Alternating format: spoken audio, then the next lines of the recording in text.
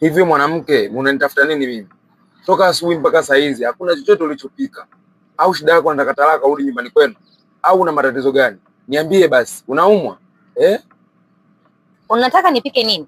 Na wakati hujaniachia chochote na humu ndani hakuna kitu chochote. Au unadhani kwamba hivi vyombo vitajitengeneza vyenyewe vitajipika vitakuwa chakula uje kula? Sina hela mimi ya kwenda kununua chakula na kuja kupika. Sina kitu mimi. Sichanganye.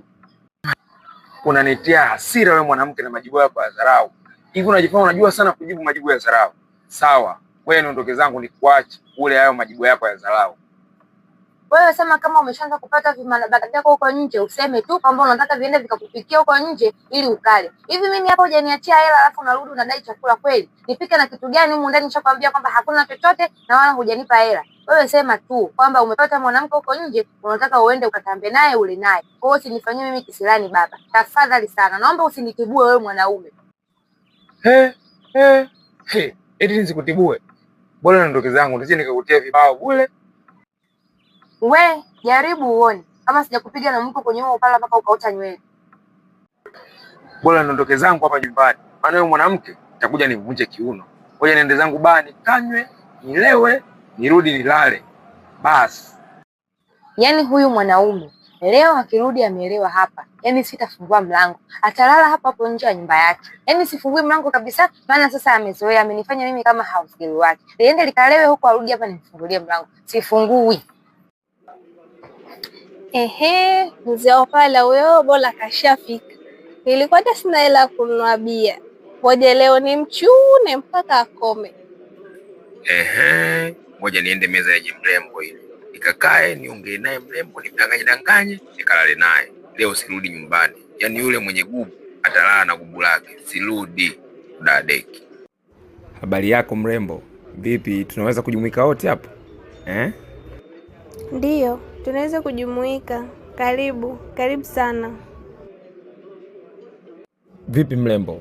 Ushaagiza kinywaji? Hapana, nimefika muda sio mrefu. Kwa sijaagiza chochote. Sawa. Unapenda kunywa kinywaji gani ili nikuagizie? Sawa, ila kwa leo ningependa soda tu bosi wangu. Haya, sawa mrembo. Ngoja namuite mhudumu aweze kutuletea vinywaji vyetu. Sawa? Sawa bosi, hamna shida.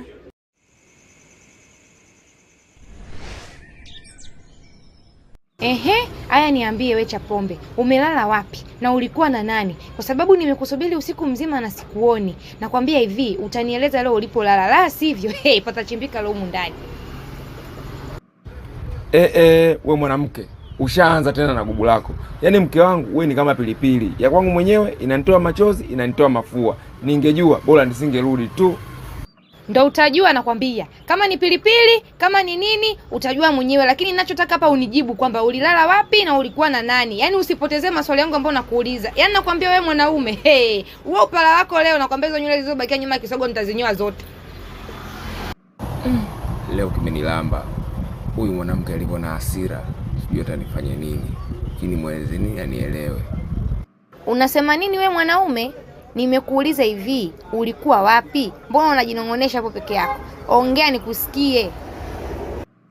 Hamna mke wangu. Nilikuwa nasema hivi, nilipotoka hapa nilienda kulala kwa rafiki yangu. Maana nilijua ningerudi tungeendelea kugombana tu mke wangu. Na mimi sitaki kugombana na wewe. Sawa mke wangu?